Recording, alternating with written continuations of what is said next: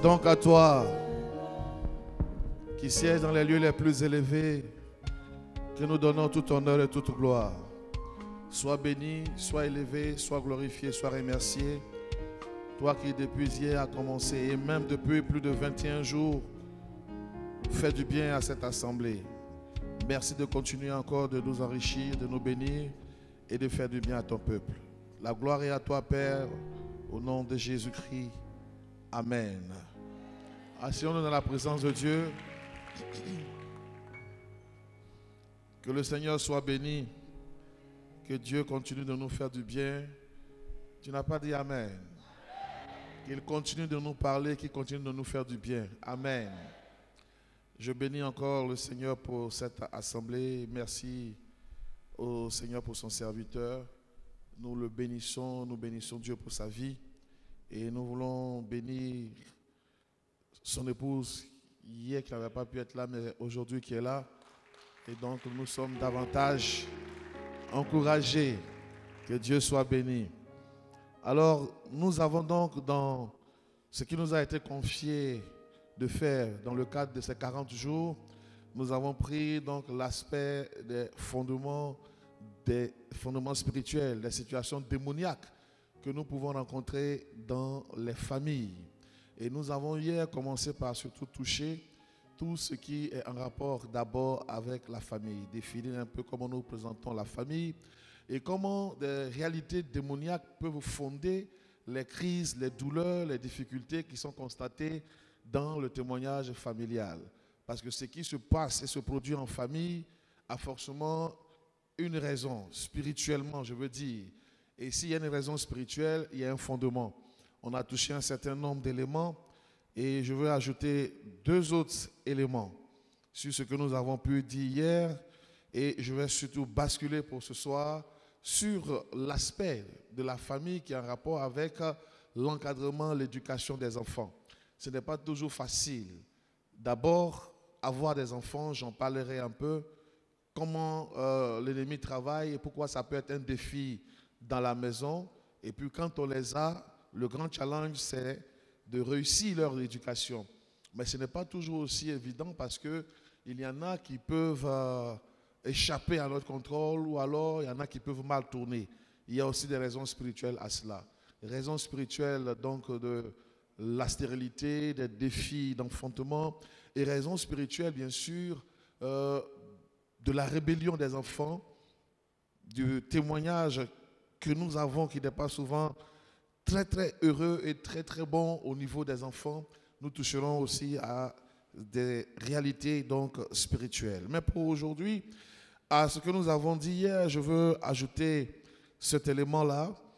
Il y a des situations dans les familles, quand les familles sont composées, et ces familles-là souffrent bien évidemment parce que il y a des difficultés à relance démoniaque. Au nombre des difficultés à relance démoniaque, en plus de ce que nous avons donné, je veux parler de ce que j'ai appelé ici l'esprit de contrôle familial. L'esprit de contrôle familial. L'esprit de contrôle familial, naturellement, c'est cet esprit dont j'ai parlé. D'abord, l'esprit de la famille, l'autel de la famille, mais qui opère sous plusieurs aspects.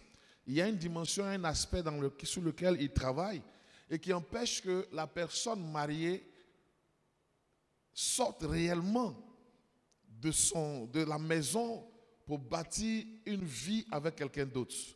Dans le principe du mariage, dans le principe de l'union, la Bible le dit, l'homme quittera son père, sa mère, s'attachera à sa femme et les deux deviendront une seule chair. Lorsque vous vous mariez, vous vous engagez donc à bâtir votre propre maison. On peut dire de vous que vous êtes un homme responsable, mature, dès l'instant que vous assumez, je pourrais dire comme cela, vos obligations par rapport à la maison que vous avez bâtie. Ce qui fait votre autonomie et ce qui fait d'ailleurs que vous avez une valeur sociale importante et qui fait que vous êtes considéré, vous avez une maison que vous gérez de par vous-même. Vous ne gérez pas la maison par quelqu'un qui est établi sur vous. Ce n'est pas un parent qui gère cette maison, c'est vous-même. Mais il se trouve fort malheureusement que dans certains cas, les conjoints ou l'un des conjoints peut être encore contrôlé par l'esprit de la maison. Il y a comme cela un monsieur. Mon message est très pratique. Je m'appuie sur des faits, des expériences pratiques dans la prière, dans le ministère, des témoignages, pour surtout construire ce message, parce que je le veux très proche de nous, pour que chacun sente le message et que ça puisse nous pousser véritablement à traiter ces choses-là qui sont de notre quotidien. Il y a un monsieur qui, à chaque fois qu'il descend du service, 19h, il passe d'abord à la maison familiale. Et il va rester à la maison familiale jusqu'à près de 22h. Et il rentre à la maison, enfin, là où il y a sa femme et ses enfants. Quand il arrive, naturellement, il est fatigué. Il ne peut pas voir les enfants correctement. Et il fait ça toute la semaine. À chaque fois qu'il y a un long week-end, il le passe pratiquement en famille. Tout ce qu'il a à prendre comme décision doit d'abord être teinté ou alors doit d'abord être traité à la maison. À telle enseigne que sa propre maison est pratiquement gérée et administrée à partir de la maison familiale. Ce que son père, sa mère et ses frères décident, c'est ce que lui décide, c'est ce que lui fait. C'est une situation de contrôle. C'est un individu qui pense peut-être qu'il est maître de son histoire, mais il n'est pas maître de lui-même. Tant que la famille peut décider, tant que la maison peut décider, tu ne gères absolument rien. Il y a comme cela aussi des personnes à qui vous pouvez être mariés, mais tout ce qu'il doit dire, tout ce qu'il doit faire, il faut que maman dise d'abord. Tu lui parles, voici le projet que nous pouvons et nous devons avoir. Mais tant que maman n'a pas validé le projet, il ne peut pas s'engager. C'est vrai, ça peut dénoter de ce que la personne est un certain complexe et autres. Mais il y a des personnes qui vivent ça, ce contrôle-là, parce qu'ils sont contrôlés, manipulés par la force qui est dans la maison et qui est dans la famille. À telle enseigne qu'il ne décide rien sans la famille, parce qu'il n'est pas affranchi justement de l'autorité, de l'influence de la famille. Se marier ne nous engage pas à rejeter, renier les conseils des parents, loin de là. Mais il faut que nous assumions aussi notre devoir, notre histoire, notre autonomie, notre indépendance. Est-ce que quelqu'un fait la différence? Est-ce que quelqu'un comprend ce que je dis? Je ne dis pas qu'on n'écoute plus maman. Je ne dis pas qu'on n'écoute plus papa. Je ne dis pas qu'on ne peut pas consulter ses frères. Mais il ne faut pas faire des décisions de ta famille la boussole. Il ne faut pas faire des décisions des parents, ce qui systématiquement dirige ta maison. Je suis rentré quelque part, les rideaux, c'est la maman qui a choisi les rideaux. C'est-à-dire les rideaux de la maison. Maman est venue, elle estime que les rideaux ne sont pas bien. Elle a changé les rideaux. Quand elle voit qu'il y a telle chose, elle estime que ça doit changer, on change. Et on n'a pas le droit de discuter, on n'a pas le droit de parler. Non. Maman a dit, maman, on doit faire. Ah, toi tu sais que c'est maman qui a dit, hein, on doit faire. D'accord, on respecte maman, mais chacun a son territoire. Le territoire de ta maman, c'est chez son mari. Le territoire de ta femme, c'est chez toi à la maison. C'est elle qui met la maison à son goût. Les rideaux doivent être selon le choix de ta femme. Maman ne choisit pas les rideaux de la maison. Elle ne choisit pas quelles sont les nappes qu'on doit mettre sur la table. Maman ne vient pas faire l'éducation. Maman nous a bâtis, éduqués, elle nous a fait, elle nous lâche. Et si de temps en temps elle a besoin de revenir, elle revient, mais ce n'est pas elle qui pilote le bateau. Mais il y a des réalités comme ça où la personne est liée, est attachée, est rattachée à la famille et aux parents. Quand on pousse bien souvent les choses dans la prière, ça nous amène toujours, dans beaucoup de cas, sur la sorcellerie. Et quand on creuse dans la sorcellerie, on voit que l'attachement de cet individu à ce parent n'est pas naïf. Et quand c'est bien creusé, bien poussé, on découvre des mariages spirituels incestueux. Le monsieur est marié à sa maman, la fille est mariée à son père, la personne est mariée en famille. Et donc la personne est dans la maison, mais c'est dehors qui contrôle l'individu. Je suis allé quelque part, c'était à Paris. La dame vit dans la maison de son fils. Et à chaque fois que le jeune homme prend une fille, ça ne marche pas. Et puis, la fille s'en va, la maman reste à la maison. La fille en avait marre. Pardon. Il y a une fille qui l'a prise, une chrétienne. Et donc, celle-là, elle a supporté, mais à un moment donné, elle en avait marre et elle a dit, elle veut quitter. Ça m'a trouvé en mission d'implantation dans leur zone et j'ai réuni tous ceux qui étaient ivoiriens, ceci, cela, prié pour eux, fait des entretiens. Et la fille m'a dit, je veux quitter mon foyer parce que ma belle-mère me fatigue. J'ai dit, pourquoi tu quittes? Est-ce que ton mari, lui, qu'est-ce qu'il dit? Elle dit, mais c'est le monsieur, il ne dit rien. Il n'a aucune poigne. Il ne peut pas parler. Je quitte ce foyer. J'ai dit, non, calme-toi. Il y a des choses qu'il faut prendre spirituellement. Commence à prier pour briser l'esprit de contrôle qui est sur la vie de ton mari. Et tu vas mettre le feu pour chasser cette femme-là de cette maison. Il y a des palabres qu'on fait dans le spirituel. On n'a pas besoin de coups de poing, d'injurier, d'insulter. Matin, quand tu as fait son petit déjeuner, je ne sais pas, prie là-dessus. Bénis ça, il faut lui donner. Quand tu fais la cuisine, il faut bénir, lui donner. Quand tu es sur la maison, il faut bénir cette maison-là. Est-ce que vous comprenez ce que je dis? Il y a des moments où il faut être spirituel pour avoir ta victoire. Quand tu es dans la même gamme, comme on le pourrait le dire, que le sorcier, que le méchant, mais lui, tu joues sur son terrain. Envoie-le sur le terrain de la lumière. Et là, il sera battu forcément. Mais tu es dans la colère, lui aussi dans la colère. Tu es dans la haine, lui aussi dans la haine. Mais dans ce débat-là, tu n'es même pas plus fort que lui. Parce que lui, il mange la haine, il cultive la haine, il vit dans la haine. Toi, c'est de temps en temps que tu fais une incursion dans la haine. Amène-le sur ton terrain.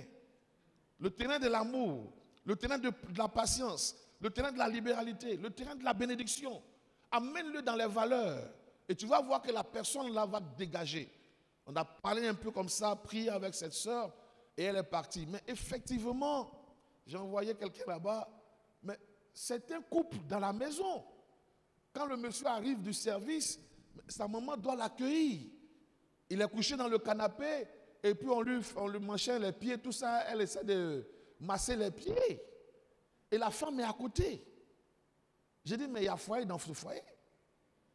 Ça, ce n'est pas ton mari. Et celle-là, ce n'est même pas ta belle-sœur, ta belle-mère. C'est une rivale. Mais il fallait briser ce lien spirituellement et balayer cette personne-là. Vous comprenez ce que je dis? Il y a ces réalités, il y a ces situations où tu es marié, mais le mari n'est pas pour toi. Tu es marié, mais la femme, tu n'as pas le contrôle de la femme. Il y a comme ça des familles où l'hôtel ramène toujours les filles à la maison. Elle va, mais à un moment donné, elle doit revenir à la maison. Et certains ont fait peut-être foyer 6 ans, foyer 10 ans, foyer même un peu plus. Mais à chaque fois, on revient à la maison. Mais quelle est cette vie où on est obligé de toujours revenir à la maison? Et à chaque fois, la femme est dans le foyer, mais son cœur est toujours à la maison. Son cœur est toujours au village. Toujours au village. J'ai rien contre le village. Et j'encourage qu'on y aille. Mais il y a une manière d'être attaché au village qui démontre que tu n'es pas sorti du village. J'ai rien contre. Amen. Il y a des gens qui sont très attachés à leur village, c'est leur droit.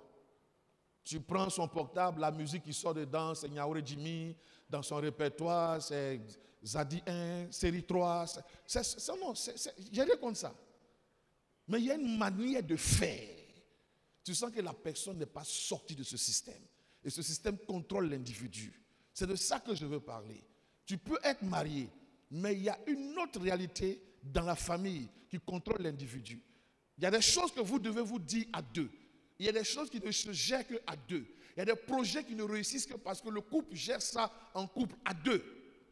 Il n'y a pas papa dedans, il n'y a pas maman dedans, il n'y a pas oncle dedans, il n'y a pas cousin dedans. Vous deux, vous jeûnez, vous priez et vous savez vers quoi et où vous partez. Il y a des secrets qui restent des secrets. Vous deux, vous avez le droit d'être dans votre lit et de critiquer tout le monde. C'est votre droit le plus absolu. On peut critiquer maman. On peut critiquer tonton. Bon, après avoir critiqué les politiciens, tout ça, vous arrivez sur eux. C'est votre droit le plus absolu. Quelqu'un comprend ce que je dis? Mais il y a des réalités où tu sens que tout ce que le monsieur devait te dire, ça est chez sa maman. Ça est chez ses parents. Tout ce que ta femme devait te dire, il y a quelqu'un qui doit d'abord valider ça avant qu'elle vienne s'accorder avec toi. Mon ami, quand c'est comme ça, ce n'est plus ta femme. C'est quelque chose qu'il faut briser. Quelque chose qu'il faut casser. Quelque chose qu'il faut détruire. Et je vais vous dire quelque chose que je crois personnellement. Quand le poids de la famille est trop dans votre foyer, ça ne tarde pas à migrer vers la sorcellerie. Et l'individu là, on ne voudra pas qu'il t'appartienne à toi.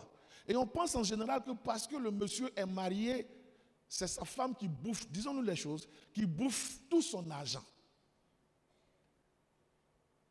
Et la sorcellerie va rentrer dedans. Parce qu'on estime que tu te sapes trop. Tu es trop chic. Tu es trop bien. C'est l'argent de notre frère que tu bouffes. Donc nous, la famille, on ne gagne rien. Ça, c'est les mentalités africaines. Comme si l'enfant qu'on a accouché, c'est une entreprise. Ton enfant n'est pas une entreprise. Amen. Ne sois pas un souffre-douleur pour ton enfant. Ne laisse pas l'enfant porter le poids de tes insuccès, de tes échecs, de ta défaite sociale. Qu'il ne soit pas l'héritier de ta misère. Non, il ne faut pas légitimer cette vie-là. Mon ami, tu as échoué, tu as échoué. Tu as vieilli, tu n'as rien eu, tu n'as rien eu. On prie pour toi, pour que Dieu t'aide. En espérant que ta fin vaille mieux que ton commencement et le déroulement. Mais ne cherche pas à bousiller la destinée des autres. À peine le gars commence à travailler, mais il paye des factures incroyables. Il ne vit plus. Il a des dettes incroyables et il ne s'en sort plus. Parce qu'il a hérité l'échec social d'un homme de 90 ans. Je ne suis pas pour ce genre de choses. Et bien souvent, on estime que le monsieur n'investit plus dans la famille, donc il n'appartient plus à la famille. Et ça devient une guerre déclenchée ou engagée avec la femme. Et ça devient un problème très sérieux. La sorcellerie rentre. Quand le monsieur commence à être lucide, pour dire la vérité, j'ai porté toute cette famille, mais je veux maintenant commencer moi-même à poser ce que demain mes enfants vont avoir, ça devient la guerre. J'ai vu une grande autorité qui était contrôlée par l'esprit de sa famille. À telle enseigne que même les propres enfants qu'il a eus, il n'était pas capable de les mettre dans des écoles sérieuses. Mais les enfants de ses sœurs, cousins, cousines, ils sont dans les écoles chères, écoles françaises, écoles bien. Tu prends enfants, tu les mets dans les écoles chères. Enfants de ta tante, de ton cousin, de ton ceci, de ton cela. Maintenant, c'est que toi-même tu as accouché. Il est dans EPP, va t'asseoir. EPP à venir incertain. Est-ce que ça c'est équilibré? Non. Et les gens se plaisent dedans. Il y a une famille qui est rentrée en rébellion avec leurs parents, leurs sœurs. Parce que la sœur a acheté, la fille a acheté une chaussure de 17 000 francs, toute neuve, pour son fils. La maman, les cousins, frères et sœurs sont rentrés en conflit ouvert. Parce qu'on a payé une chaussure de 17 000 à l'enfant qu'elle-même elle a accouché. Ils estiment que cet argent-là, on aurait pu donner ça pour le transport pour ceux qui sont dans la famille, qui cherchent travail, qui cherchent ceci, qui cherchent cela. Quelquefois, il y a une dictature, une aliénation, une possession, une caporalisation familiale dont il faut vous affranchir absolument. Si vous jouez avec, ça va vous détruire et ça va détruire votre conjoint. Quelquefois, la famille devient une prison. Et en famille, en Afrique, c'est bien souvent le cas. Les Blancs ont réglé ça depuis longtemps. Quand le gars vieillit, on cherche quelque part où on le dépose. Et il est là-bas. faut que de temps en temps, Dieu nous aide ici aussi. On va faire le convoi, les déposer quelque part. Alléluia. Mais je veux te dire de manière précise sur ce sujet. La famille exerce quelquefois un contrôle qui déstabilise les couples. Et quand la place de la famille dans le couple n'est pas bien définie, et ça c'est l'homme dans sa responsabilité qui doit mettre les choses en place. Ta maman a sa place, ton papa a sa place, ta femme a sa place, tes enfants ont leur place, tes neveux ont leur place, tes nièces ont leur place, tes cousins ont leur place, tes amis ont leur place. Le foyer, c'est le foyer.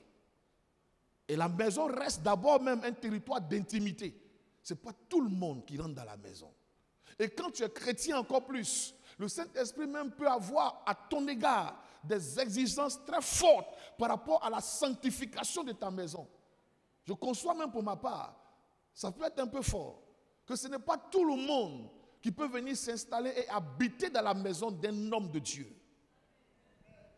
Une maison consacrée dédiée au Seigneur, ce n'est pas tout le monde. Il y a un niveau de consécration de ta famille qui va exiger que ton territoire soit interdit à des gens qui ont une vie bizarre. Parce que ce sont des portes, ce sont des fenêtres. Et ça va faire des infiltrations. Et ça va perturber ton environnement. Parce que là où se repose l'âme d'un homme de Dieu, c'est aussi un lieu de sensibilité. Et ce lieu doit être hautement sécurisé. Il y a des complexes qu'il ne faut pas avoir. Il ne faut pas avoir des complexes. Tu restes dans les complexes, mais il faut t'avoir. Je suis rentré quelque part. Les enfants de la femme sautent clôture, ça fume. Les enfants, alors que c'était une famille pieuse, engagée avec Jésus, consacrée. La femme à évangélisation, le monsieur était bon dans le ministère. Les enfants sont dans n'importe quoi. On prie, on échange et dit, qu'est-ce qui s'est passé? Ils disent qu'il y a une année, il y a un monsieur, un parent qu'ils ont reçu. Et le parent a dormi dans la même chambre que les enfants. Depuis le départ de ce gars, les enfants ne se sont plus retrouvés. Quand tu reçois quelqu'un chez toi à la maison, d'abord la maison ne t'appartient pas. Et chez toi, c'est Jésus qui est Seigneur. Donc présente d'abord l'invité à Jésus. Est-ce que tu l'accueilles et tu le reçois? Si Jésus tu le reçoit, dis-lui mon frère, on va chercher ton hôtel, tu vas aller habiter là-bas, mais je t'envoie ailleurs. Ne te gêne pas à faire ce qui va sauver ton âme, sécuriser tes enfants. Ils ont eu des complexes, ils sont rentrés dans certains paramètres. Donc si on dit face à là, ils vont nous critiquer au village. Le monsieur a dormi. Il a mangé tout ce qui est dans la tête des enfants. Il a pris leur crâne pour faire calebasse. Quand ils vont étudier, ils ne retiennent rien. Il a mis un esprit de débauche dans les enfants. À tel enseigne que le monsieur était là chez lui un matin. Quelqu'un vient ouvrir le portail. Un vieux gars, plus vieux que le papa. Tu viens voir qu'il dit, oui, il est venu voir sa petite camarade qui habite cette maison-là. Il dit, monsieur, vous êtes normal? Il dit, non, mais c'est ma petite camarade. D'ailleurs, même mon portable est resté avec elle. C'est pour ça que je suis venu. Son bébé, là, sort avec quelqu'un qui est plus vieux que lui-même. Voyez-vous à quel niveau ils ont poussé les choses? Parce qu'on a joué avec. On a fait dormir des sorciers chargés de toutes sortes de toxines. Ils ont pollué l'atmosphère, pollué la maison, pollué les enfants. Et après, on se retrouve dans des jeûnes prières qui n'étaient pas sur notre agenda. Il y a des choses dont on peut se passer. Parce qu'on a simplement le courage de dire non. Ça, je ne rentre pas dedans. Allez-y me critiquer, c'est votre histoire. Allez-y parler mal de moi, c'est votre problème. Dans tous les cas, moi, je suis mort et ressuscité en Jésus-Christ. Vous allez me faire quoi? Vous allez aller où? Vous allez me convoquer chez quel féticheur? Vous allez rentrer où? Vous ne pouvez rien. Tant que je suis en paix dans mon âme avec le Seigneur, je suis serein. Quelqu'un me dit Amen. N'acceptons pas le contrôle familial dans nos couples. Amen, amen. Il y a des couples comme ça, il y a une tante qui est là qui règne dans le couple. Non, il y a une grande soeur du mari qui règne dans le foyer. Il y a un grand frère du mari, c'est lui qui décide. Quand il arrive, il dit, hey, je prends tel enfant pour moi ici. Et puis c'est ça on fait. Il dit, ah, c'est grand frère qui a parlé. Mais toi, tu es l'homme ou bien tu es quoi? Tu es responsable ou bien tu es irresponsable? Prenez vos responsabilités. Le mariage, c'est pour les hommes faits. Si tu as encore un enfant, reste dans la maison. Reste avec maman. Elle va te câliner, te donner biberon, de temps en temps changer tes couches. Reste là-bas. Mais quand tu te maries, tu deviens un homme. Et un homme, il assume sa maison. Il assume ses engagements. Il assume ses décisions. Un homme, ça protège sa maison. Ça sécurise ses enfants. Ça défend la maison. C'est ça un homme. Il faut que ces choses-là disparaissent. Quelqu'un me dit Amen. Je vais aller sur cet élément assez rapidement, qui peut même être associé à ce que je viens de dire, mais j'en fais une petite section. Des couples souffrent aussi parce qu'il y a la manipulation de la sorcellerie. La sorcellerie travaille. Et la sorcellerie, c'est cette force négative. C'est cette force de jalousie. C'est cette force qui regarde ton bonheur et qui refuse ce bonheur-là. Alléluia. Tu sais, tu peux être simplement victime de la bonne harmonie conjugale que tu as avec ta femme. Ça suffit pour déclencher les attaques de la sorcellerie. Juste ça. Chérie, il n'y a pas de problème entre vous, tout est bien, bien, bien. Et quelqu'un à côté qui dit ça, là, je dois gâter ça. Parce que c'est son cœur. Son esprit est mauvais. Et la personne peut attaquer. Il y a des couples qui ont été victimes. Il y a des couples qui en ont souffert. L'ennemi peut rentrer. Et l'ennemi peut perturber. Ils peuvent se faire des suppôts. Ou alors des personnes relais qui mettent dans ton sillage pour te déstabiliser. Des fausses copines pour te déstabiliser. Moi, ma femme n'a pas vraiment de copine à elle, hein, franchement. Je suis son copain, je suis son camarade, je suis son mari, je suis tout. J'occupe suffisamment d'espace même pour qu'il y ait une copine à côté. Pas.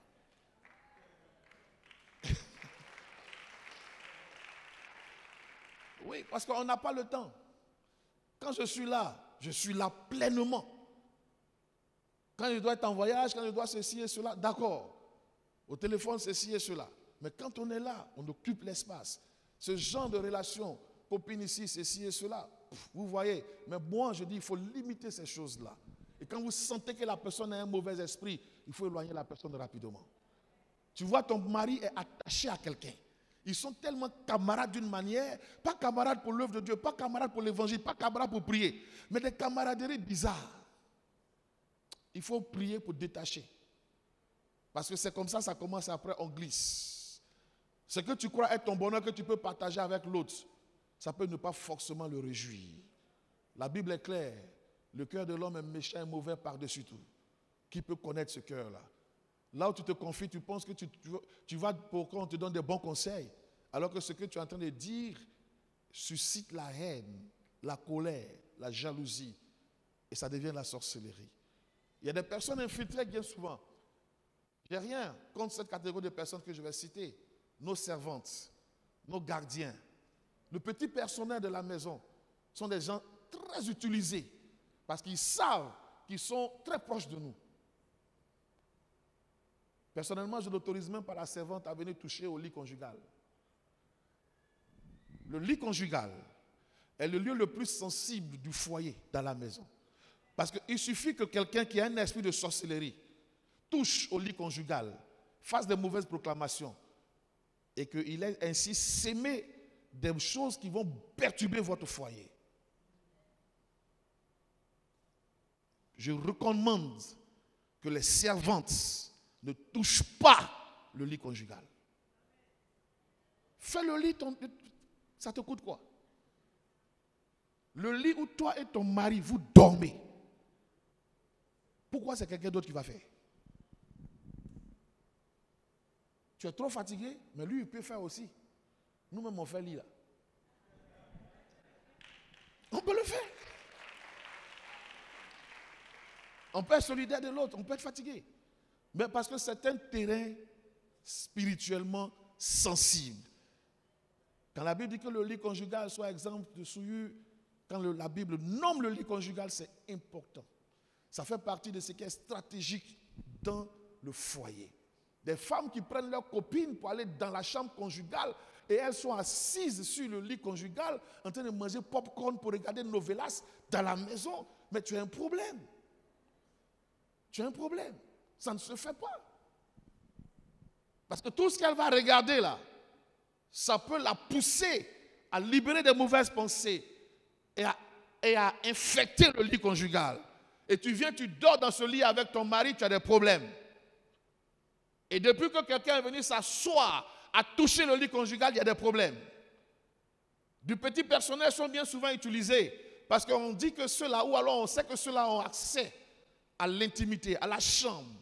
C'est la servante qui rentre, elle touche ici, elle touche là. Quelquefois le boy cuisinier, le cuisinier, celui qui fait à manger, il a certains pouvoirs qui sont des pouvoirs même qu'on lui donne qui sont trop étendus. Faisons attention à ces personnes-là. Mais je veux dire ici que la sorcellerie, force de nuisance, force de destruction, peut perturber un foyer. Et quand c'est le cas, la prière puissante, violente, nous donne la victoire. Quand nous avons affaire à la sorcellerie, car chaque réalité spirituelle a le traitement qu'il faut appliquer. Quand vous avez affaire à un problème des autels, c'est par l'adoration, c'est par les offrandes, c'est par une bonne vie de consécration que vous aurez la victoire. Quand vous avez affaire à un problème de sorcellerie, si c'est les sorciers qui vous poursuivent, qui vous attaquent, qui vous persécutent, vous aurez la victoire par des prières imprécatoires. Des prières qui envoient la mort sur eux. Des prières qui envoient le châtiment divin. Regardez bien la Bible. À chaque fois que Dieu attaque le méchant, c'est par le jugement divin. Pharaon a lâché prise. Quand son fils a été tué, le sorcier n'arrête pas tant qu'il ne sent pas le jugement de Dieu menacer son existence. Si c'est un démon, il est chassé au nom de Jésus. L'autorité de Jésus chasse le démon. Quand vous savez que la sorcellerie s'est levée, est-ce que quelqu'un est avec moi? Ne dormez plus. Le monsieur peut être enivré. Le monsieur peut être envoûté. Les sorcières sont partout. Elles sont dans les bureaux. Elles sont dans tous les carrefours. Elles sont dans tous les endroits. Quelqu'un peut être envoûté. Tu regardes, ton mari a changé. Il a un comportement bizarre, suspect. Il n'y a plus de réseau dans la chambre, il n'y a plus de réseau à côté de toi. C'est dans la douche qu'il y a un réseau. Il téléphone dans la douche. Il y a un problème. Ne rentre pas en même temps en transe. Ne commence pas en même temps à frapper. Calme-toi. Ne cherche pas le carrefour où la fille la passe pour aller t'embusquer là-bas comme un mauvais esprit qui est caché quelque part. Sors de ce comportement. Commence à prier. Commence à bombarder la chose pour arracher et libérer ton mari. Quelqu'un comprend ce que je dis ce soir? Alléluia. Je voulais ajouter ces éléments et je vais maintenant basculer vers d'autres soucis que nous pouvons avoir dans le foyer et qui sont certainement dus aussi à d'autres réalités démoniaques. Alléluia. Et je veux toucher ici d'abord les défis de maternité. Beaucoup de foyers en souffrent. Et à l'église, même dans l'église, ce sont des challenges, ce sont des défis. Ce que je vais dire ici, ce sont des ébauches. Ou alors, ce sont des éléments. Ça peut ne pas être exhaustif. Alléluia. Mais si ta situation répond à un élément ici, que le Saint-Esprit t'aide à capter cela pour prier. Amen. Et s'il n'y a rien qui réponde, que Dieu lui-même te donne la réponse à la situation que tu traverses. S'il n'y a pas d'enfant, il y a une raison. Et s'il y a une raison, Dieu doit nous la révéler pour que la maison soit une maison joyeuse. Les situations qui ont bien souvent peiné plusieurs âmes et plusieurs vies, ces situations où il n'y a pas d'enfants, fort malheureusement, entament même notre spiritualité et même finissent par avoir raison de notre engagement dans la maison de Dieu. Ce n'est pas du tout facile. Alléluia. Alléluia. Alléluia. Ce n'est pas évidemment facile. Amen. Mais je veux citer 3-4 raisons rapidement. La première raison qui peut fonder cela, c'est aussi l'élévation dans certaines familles de ce que nous appelons les autels de richesse et de prospérité. Tout autel de richesse et de prospérité se lève toujours sur le sacrifice des enfants. Aucune personne ne devient puissante sans asseoir sa puissance sur un enfant. Il y a un démon qu'on appelle Moloch, Malcolm Silver et autres. Mais c'est un démon de prospérité, de puissance. Et ce démon-là, pour que le pays devienne très fort, ou les rois deviennent très forts, il fallait déposer dans les mains de Moloch un bébé. Il était en argile ou alors en terre ou en fer, et il avait les mains tendues.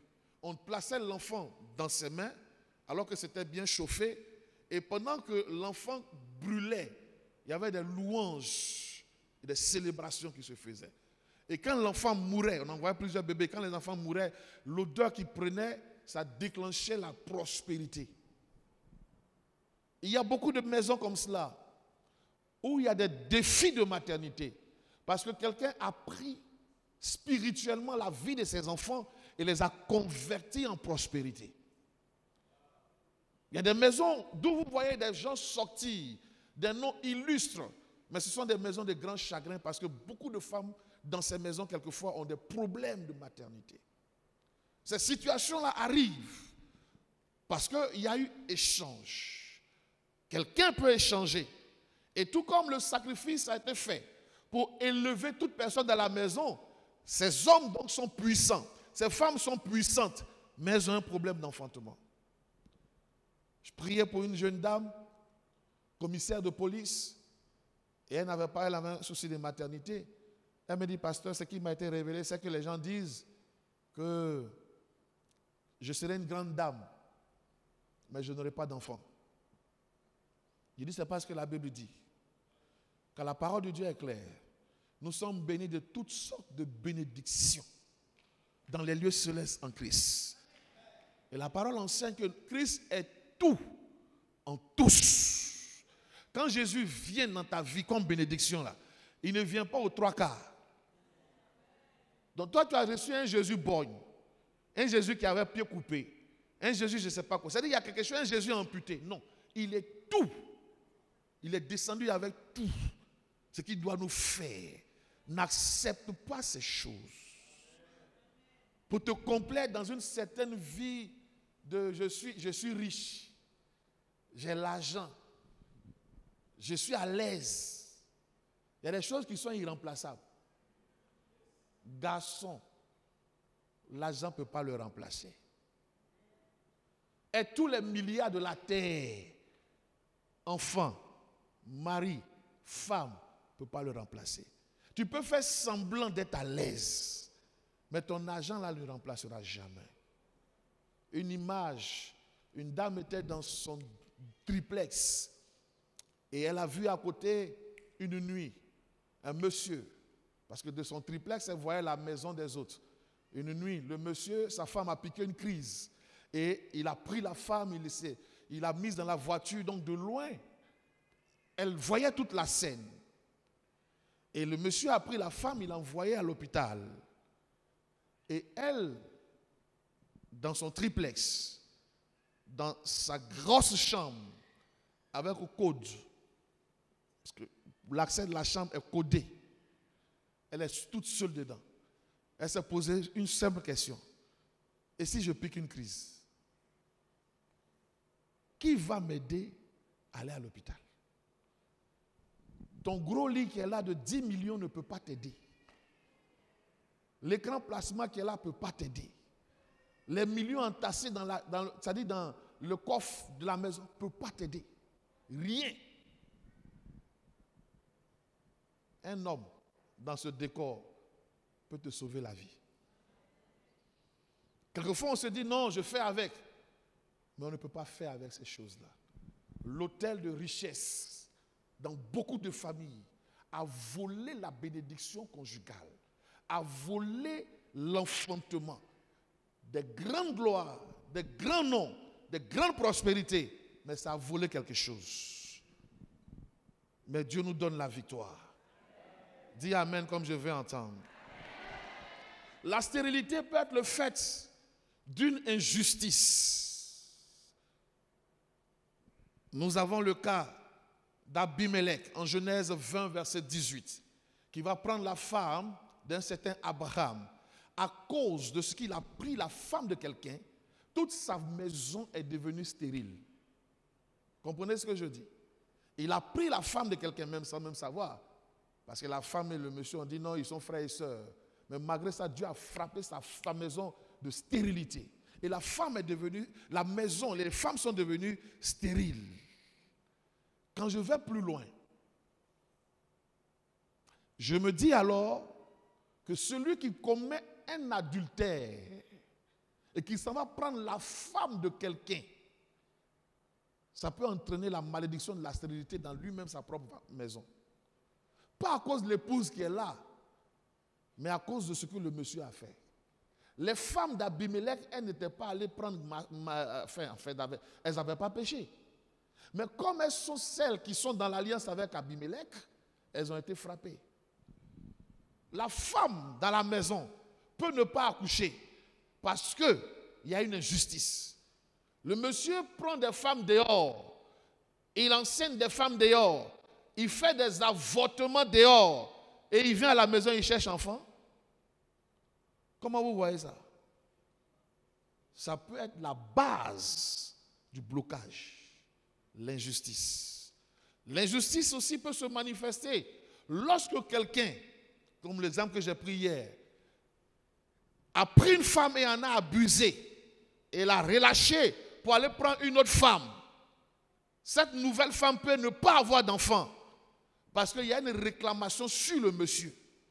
Et vice-versa.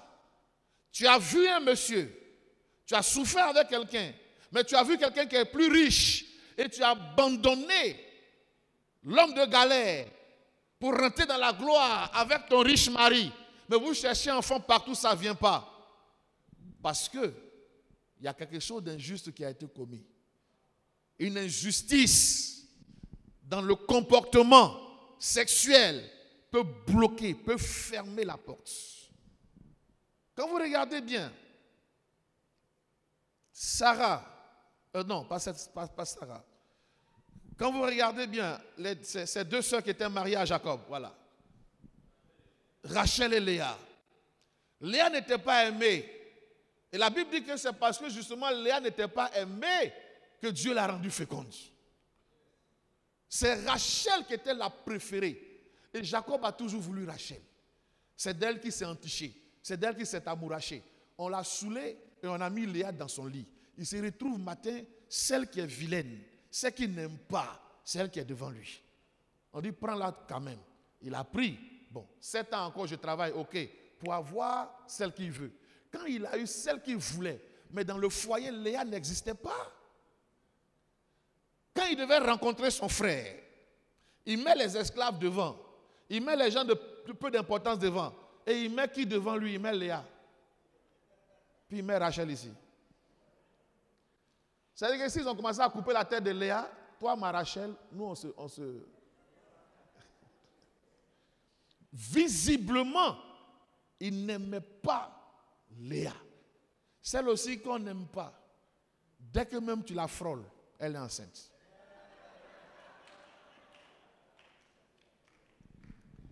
Mais Dieu a permis ça. Parce que ce monsieur était injuste. Tu peux ne pas l'aimer, mais ne te moque pas d'elle. Ne l'humilie pas, ne la bafoue pas, ne la banalise pas. L'injustice que tu pratiques, une injustice que tu as pratiquée, peut empêcher que ta femme ait des enfants. Pas forcément parce qu'elle a fait, mais parce que l'homme a fait. Et parce qu'elle-même aussi, elle a été injuste, ça peut fermer ses entrailles. La maltraitance des enfants peut fermer tes entrailles. Pourquoi toi tu veux accoucher alors que tu maltraites pour les autres? Tu n'es pas capable de supporter le bonheur des enfants des autres, mais Dieu ne te donnera pas pour toi-même. Quand tu es injuste avec les enfants des autres, mais Dieu va fermer tes entrailles. Quelqu'un avec moi? Tu as peut-être un, tu veux 2, tu veux 3. Maintenant, il y a des personnes à la maison.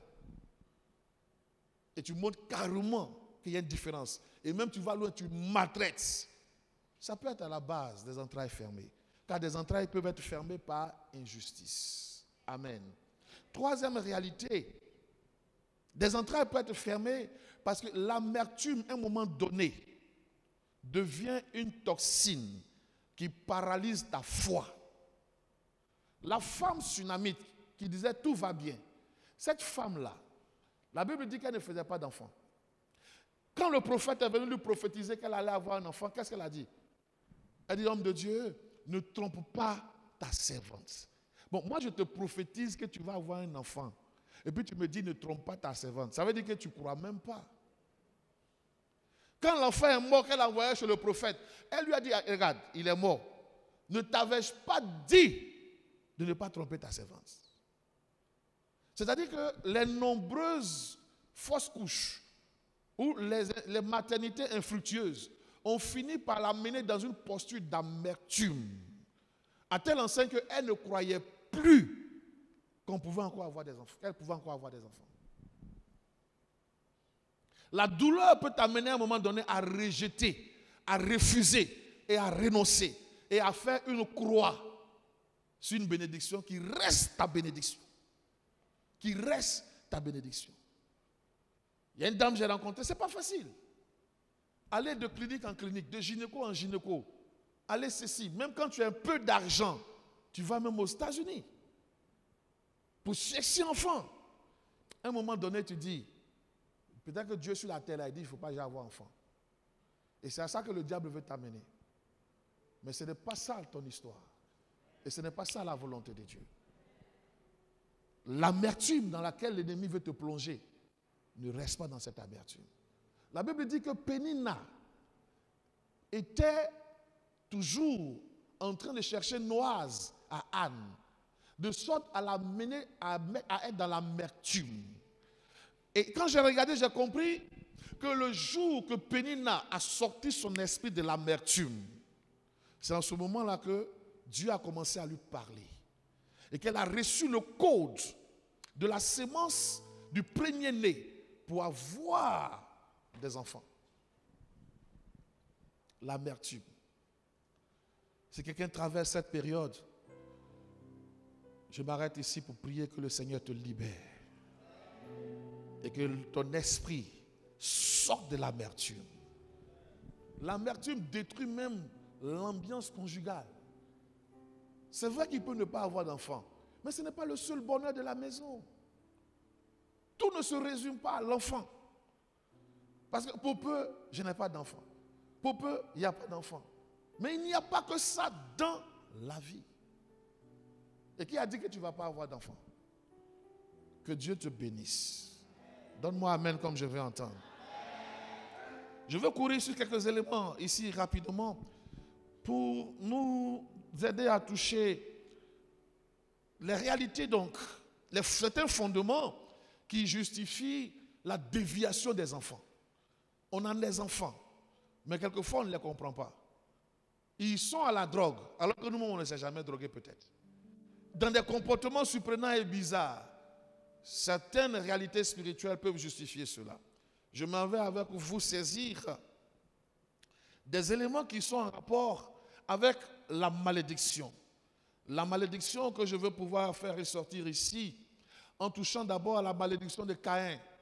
La malédiction de la terre. La terre peut être maudite pour une famille.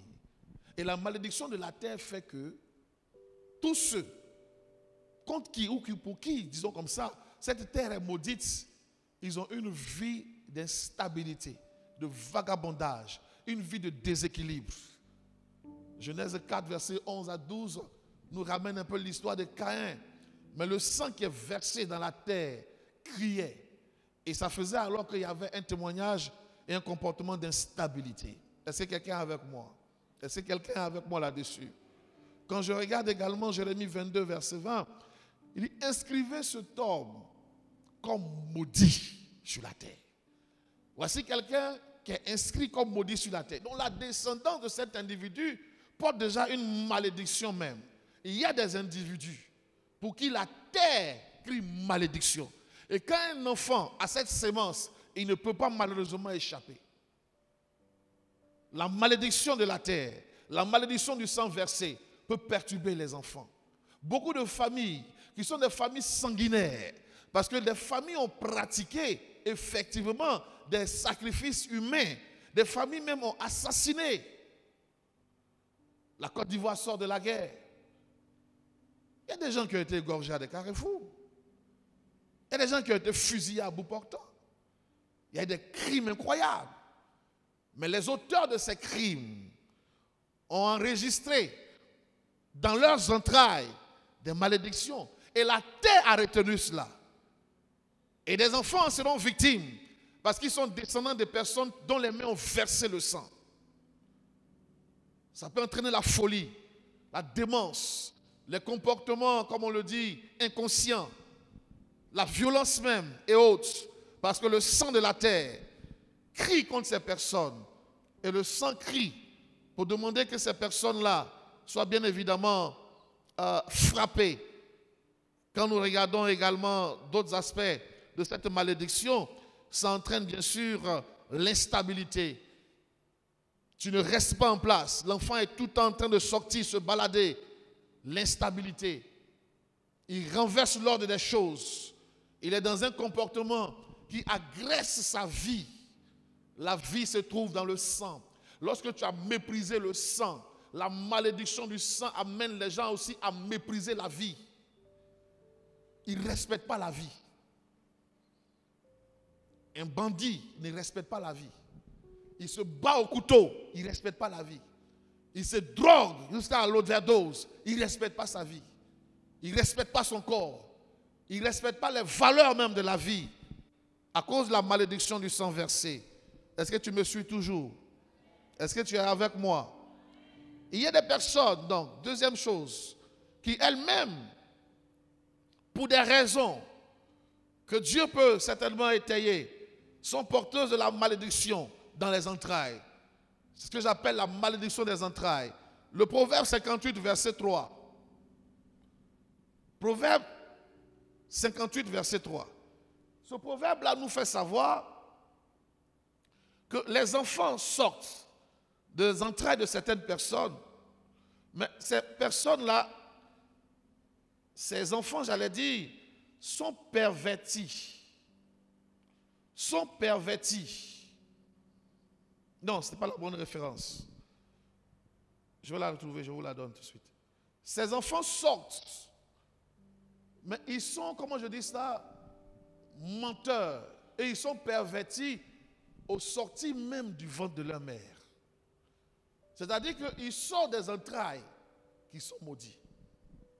Hier, je connais quelqu'un comme ça.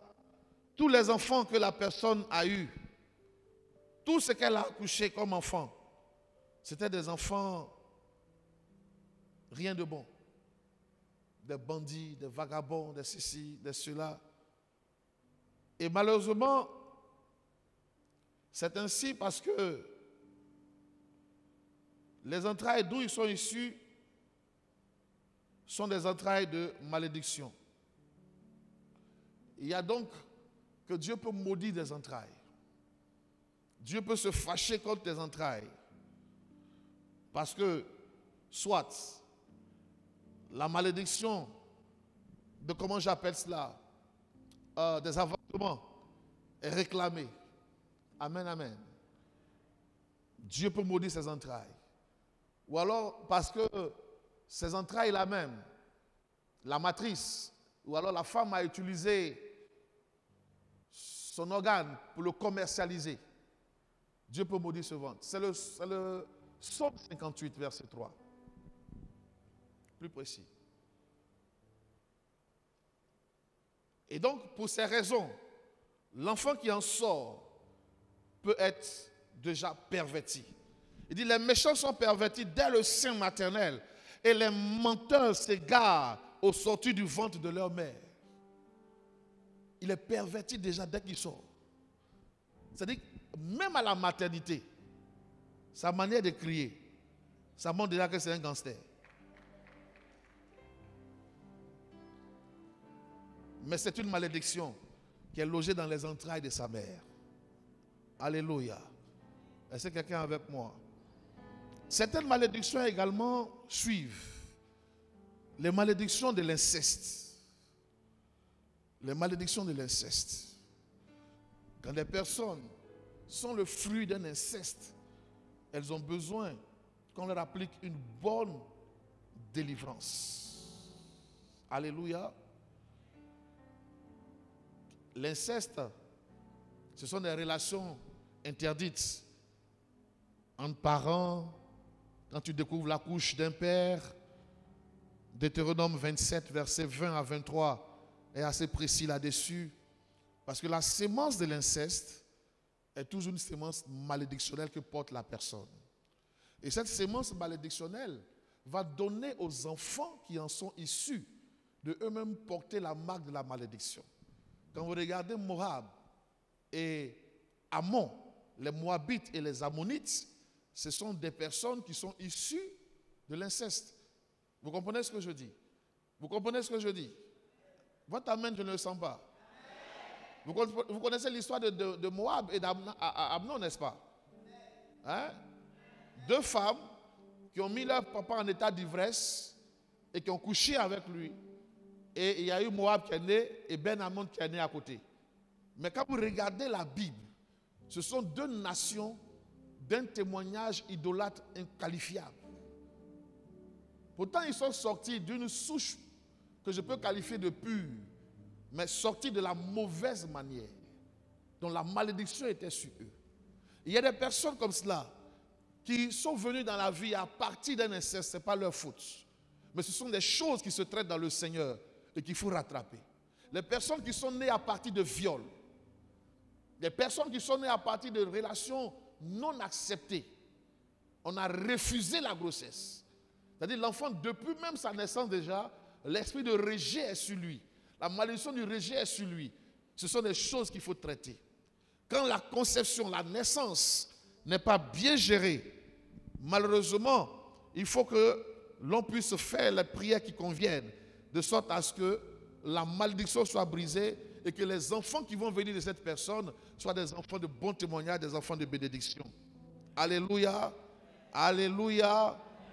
Il y a également le témoignage des enfants que nous faisons avec des personnes qui n'ont pas la même sensibilité spirituelle ou le même esprit que nous. Amen. Je m'explique.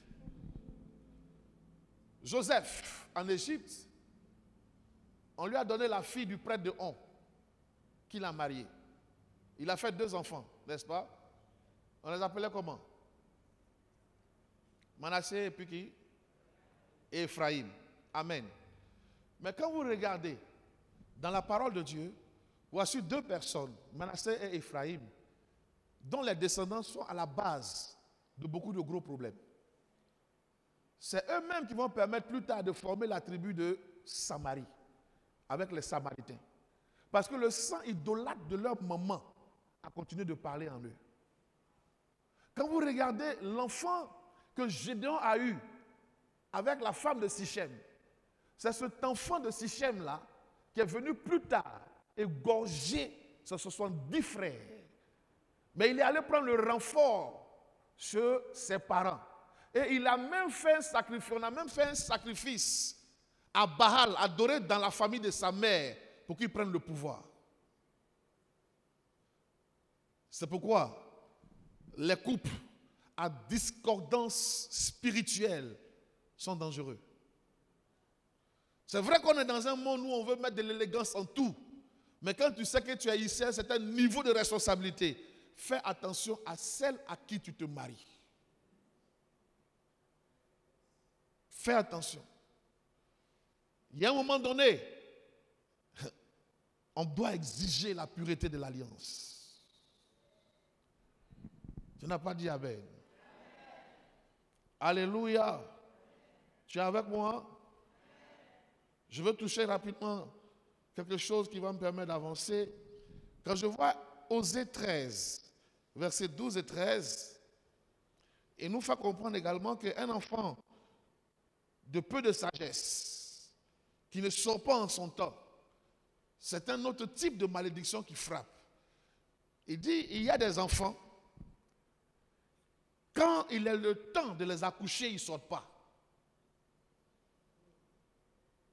La femme a 9 mois, mais l'enfant ne sort pas. 12 mois, l'enfant ne sort pas. C'est une malédiction.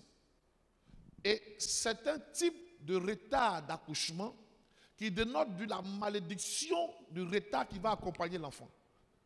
Au grand rendez-vous de la destinée de l'enfant, il sera toujours en retard. Quand le temps d'une chose arrive, il sera toujours hors saison. Voici un tel enfant qui va faire le CP1 à 15 ans. Parce qu'en toute logique, personne ne fait le CP1 à 15 ans. Il sera toujours hors saison. Il a un témoignage en décadence avec ce qui est habituel, ce qui est des normes. Parce que depuis le sein maternel, il y a une malédiction qui est tombée sur la vie de l'enfant. Il dit, la gloire, Osée 9, verset 11, la gloire même est partie d'Éphraïm.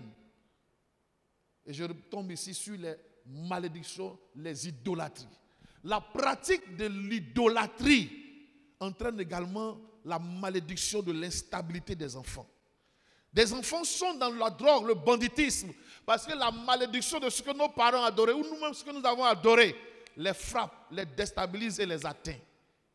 Osée 9, verset 11, la gloire d'Éphraïm s'est envolée. Parce que dans une maison, ce sont les enfants qui font la gloire. Mais quand la malédiction est là, cette gloire-là quitte et les enfants sont dans le désordre, dans la débauche, dans toutes sortes de témoignages dissolus. Je m'en vais sur un dernier élément avant que nous ne prions. Ce dernier élément touche le sacrifice des premiers-nés. Dieu est clair, Exode 13, 12. Tout premier-né appartient à Dieu.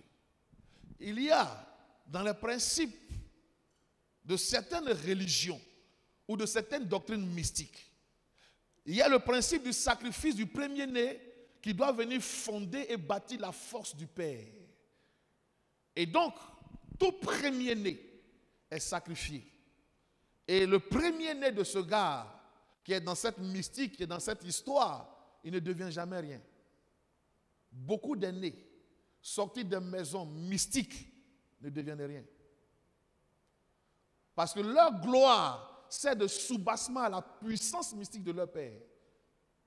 Et les filles ont du mal à sortir de la maison pour se marier. Ils ne vont jamais avoir une vie affranchie de la maison. Parce qu'on leur dit, le papa a déjà réalisé, c'est toi qui vas prendre sa relève. Tu cherches pour toi, pourquoi? Alors que c'est ta gloire qu'il a sémée pour bâtir sa force. C'est un mauvais parallèle qu'ils font. Parce qu'ils disent que même le Seigneur Dieu l'a fait. Car Jésus-Christ est le sacrifice qui fonde la gloire du Père. Vous comprenez ce que je dis? Et donc pour eux, c'est un principe dans lequel ils investissent pour bâtir la gloire de celui qui est dans cette mystique. Ils sacrifient toujours leur premier-né. Et leur premier-né en général ne devient rien. Il vit au crochet de papa. Il vit dans la maison. Il ne s'affranchit réellement pas. Beaucoup d'enfants sont donc dans ce témoignage simplement parce que les gens sont rentrés dans cette dimension de la mystique. D'autres, pour y évoluer, ont eu besoin même de sacrifier encore plus de ce que leurs enfants peuvent être. C'est pourquoi c'est dans ces maisons que prolifèrent toutes sortes de vices. La drogue, l'homosexualité, la débauche, n'importe quoi. Dans ces maisons où vous avez des sanctuaires qu'ils ont cachés, où ils ont comment j'appelle cela, des constructions pour adorer le soleil et la lune et ceci et cela. Ça maudit les enfants. Ça crée des problèmes aux enfants. La sorcellerie, le mysticisme dans lequel tu es entré, c'est ça qui détruit les enfants. Est-ce que quelqu'un est avec moi? Est-ce que quelqu'un est avec moi? J'ai fait une ouverture. Il y a une maison où il y avait plein de jeunes gens. Le monsieur met tout à l'aise, il les met à l'aise, tout. Alors la vérité, il les a entassés là. Mais ils sont comme des cobayes. Ou alors même, ils sont comme des individus qu'il vide. Et il dit non, tonton est gentil. Mais tonton gentil ne permet jamais à qui que ce soit de se réaliser.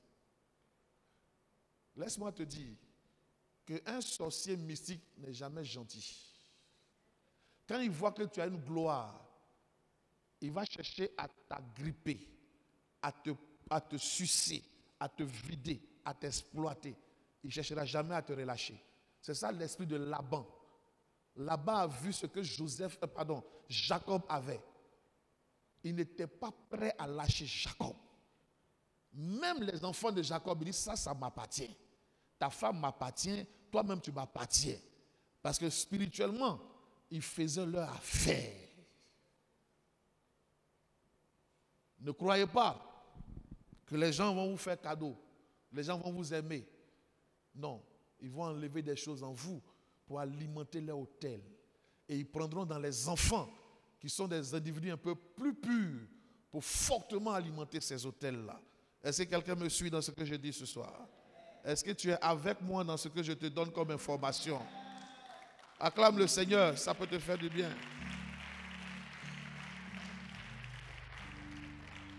Alors les enfants peuvent trouver malédiction à cause simplement de témoignages aussi de 2 Samuel 3, verset 29, la malédiction de la maison de Joab. David dit, tu as versé en temps de paix le sang de la guerre. Il y aura toujours quelqu'un dans ta maison qui a un écoulement. Il a maudit la maison de Joab. Donc une malédiction vient dans la maison à cause du sang encore versé. Ici on retrouve la malédiction du sang versé. Mais je veux simplement dire ces choses pour dire que nos enfants sont aussi des victimes. Et quand un enfant présente un témoignage déviationniste, il ne faut pas faire l'affaire du diable. Il ne faut pas le rejeter. Il ne faut pas le maudire. Il faut prier pour l'enfant. Il faut récupérer l'enfant. Même si l'enfant que tu allais adorer un fétiche pour l'avoir, l'enfant là ne vient pas d'un fétiche. Même si tu allais adorer des eaux, mais l'enfant là, l'eau n'a jamais enfanté. L'enfant là peut être délivré. Et l'enfant là peut servir Dieu. Il y a des défis comme cela. Fort malheureusement, dans beaucoup de maisons. Et ce sont des défis qui méritent que nous puissions les traiter dans la prière. Aussi bien dans l'harmonie conjugale entre monsieur et madame, et aussi bien entre le couple et les enfants qu'ils ont. Des défis peuvent être là, mais la main de Dieu n'est pas courte. La puissance de Dieu est disponible. Le sang de Jésus est opérationnel. La force de Dieu peut agir. La compassion de Jésus peut se manifester. Le foyer peut être rééquilibré. Le foyer peut être rééquilibré. Même celui qui est parti peut revenir. Quelqu'un me dit Amen. Dis Amen. Ce que l'ennemi a sémé, on peut l'arracher. Ce que l'adversaire a bâti, on peut le renverser. Ce que l'ennemi fait qui déstabilise peut être retiré. Dieu est avec nous. Alléluia. Comme il a dit avec Jérémie, il a établi pour que nous puissions non seulement détruire, ruiner, arracher, mais aussi pour rebâtir. Alléluia. Et je crois que le Seigneur nous donnera de rebâtir sur des fondements solides, sur des fondements stables, sur des fondements de bénédiction. Quelqu'un me dit Amen. Que Dieu te donne la victoire. Dis Amen. Et que tout ce que l'ennemi a sémé soit détruit dans le nom de Jésus. Que tout ce qui perturbe les enfants soit brisé dans le nom de Jésus. Que tout ce qui trouble le couple, le foyer, soit cassé dans le nom de Jésus. Que tout ce qui empêche la paix dans ta maison soit anéanti au nom de Jésus. Que tout défi dans le foyer soit relevé aujourd'hui au nom de Jésus. Que Dieu donne la joie au couple, dis Amen. Que les enfants soient bénis, dis Amen. Que les maternités soient multipliées, dis Amen. Que la maison prospère, dis Amen. Que la grâce de Dieu se lève, dis Amen. Est-ce que tu es avec moi? Dis Amen et acclame le Seigneur.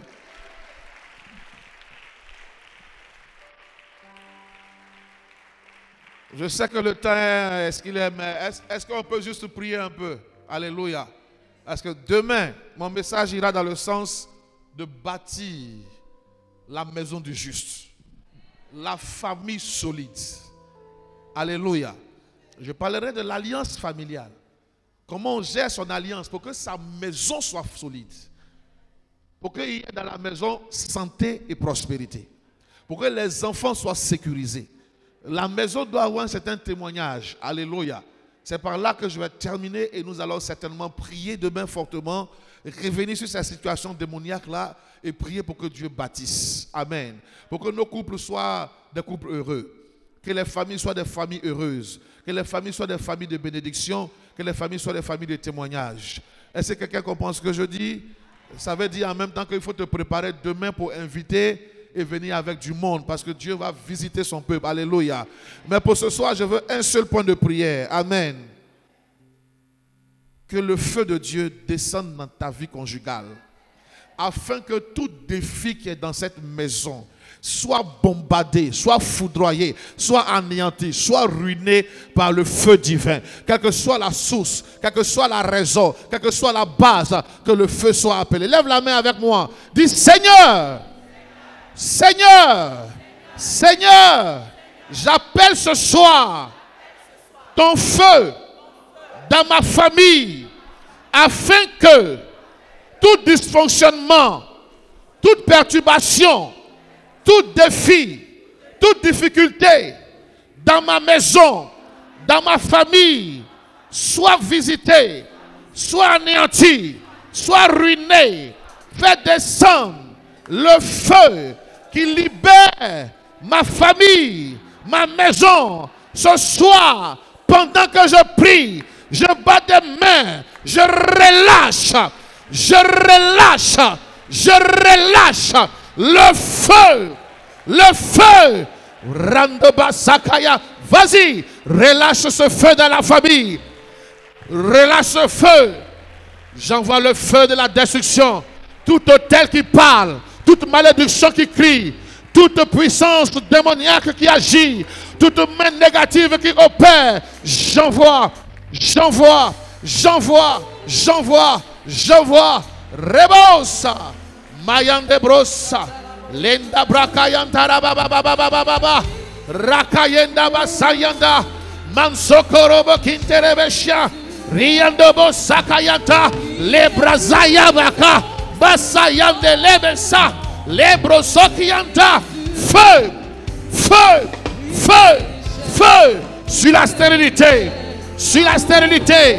Sur la stérilité. Sur les blocages. Sur la malédiction. Sur le terre. Sur la malédiction, sur les échecs, sur la main diabolique, relâche, relâche, relâche, relâche, relâche, relâche, relâche, Randabasakaya, les braséyendelebe, Manzobraka, Reposokianta, Liandaraba, Basokerebe, Ribosokayanta, Ramamamamama, Rebakayanta, Librosobayande, Mazekayantiba, Lebrasaka, Randokaya, Basakiyanta, Lebresayakin, Rakian de Lobos, Rakian de Lobos, Rakian de Lobos, Rakian de Lobos, Rakian de Lobos, Rakian de Lobos. J'envoie le feu, j'envoie le feu, j'envoie le feu, j'envoie le feu, j'envoie le feu, j'envoie le feu, j'envoie le feu, j'envoie le feu, j'envoie le feu, j'envoie le feu, j'envoie le feu, j'envoie le feu, j'envoie le feu, j'envoie le feu, j'envoie le feu, j'envoie le feu, j'envoie le feu.